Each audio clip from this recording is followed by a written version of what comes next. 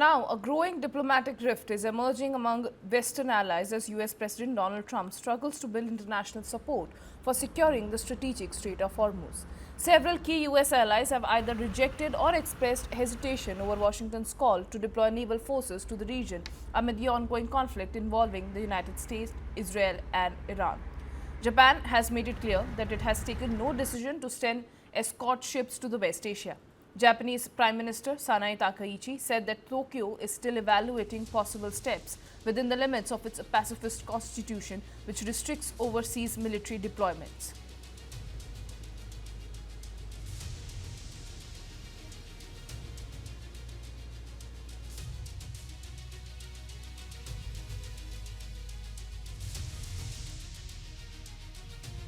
求められておりませんので、仮定のことにはお答えしにくうございます。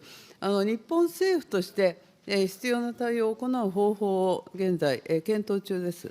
もちろん日本の法律の範囲内でございますけれども、どのように日本関係船舶およびその乗員の命を守っていくか、何ができるかということを検討中でございます。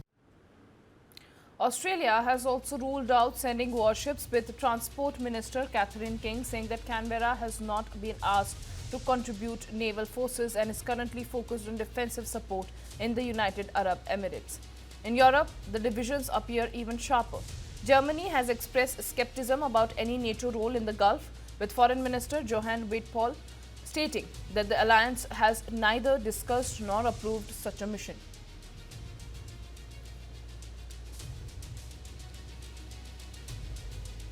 I think we are not very close to that, not at all. I mean, we have a situation which we did not provoke, which we don't cause at all.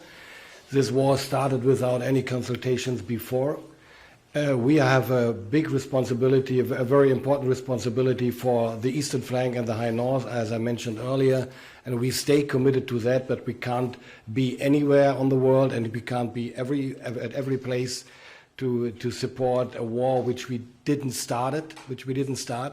So it is about to find ways to solve the situation diplomatically. Meanwhile, France has also rejected reports of sending vessels, while several other countries, including Norway and Spain, have declined participation. The United Kingdom under Prime Minister Keir Starmer has also refused to deploy Royal Navy warships, saying that reopening the strait is not a simple task and requires broader coordination. But ultimately, we have to reopen the Strait of Hormuz to ensure stability in the market. That is not a simple task. So we're working with all of our allies, including our European partners, to bring together a viable collective plan that can restore freedom of navigation in the region as quickly as possible and ease the economic impacts. As to what the precise options are, as I say, mine hunting systems of ours are already in the region.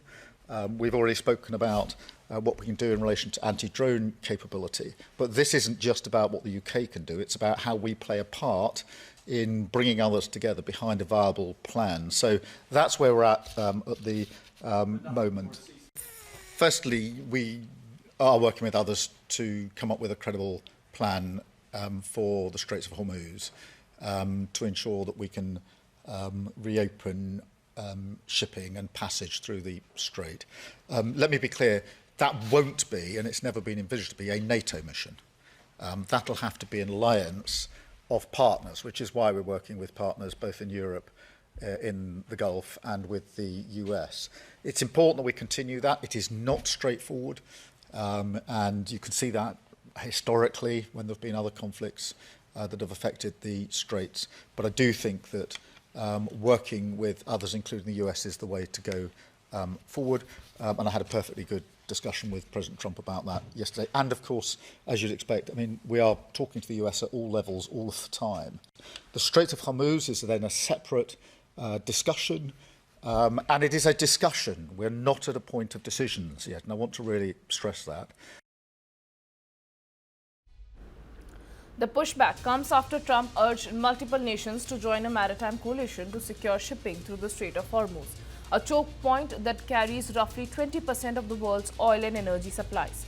However, the reluctance of allies highlights growing unease over Washington's strategy and signals a degree of diplomatic isolation for the United States at a time of escalating tensions in the West Asia.